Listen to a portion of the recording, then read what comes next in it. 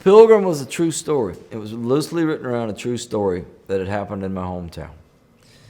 And I had been chasing radio hits for the better part of the 90s and had a lot of them.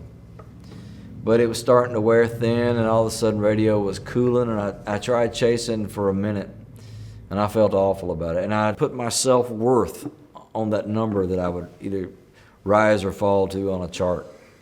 And I thought, this is absolute bullshit. Horse shit combined. I thought, I am not going to live my life by a number on somebody's chart that nobody will remember. I pictured myself going to heaven and standing in front of God and said, my chart position was, he went, so what? You know, it's what you do with the gifts that you're given. I thought, follow your heart. Follow your heart. I knew that I had one more record left at MCA, and I'd better have a hit or I was going to be out in the cold. I thought, well, you can either, probably not going to have a hit in the climate, so you can either walk to your death or walk honorably to your death. So I chose to do a record called The Pilgrim. I wrote this record called The Pilgrim. And I've never had in my life so much critical acclaim. And people from other genres. I remember walking up in L.A. and Jimmy Page just pulled out a copy of The Pilgrim out of his bag and kept walking.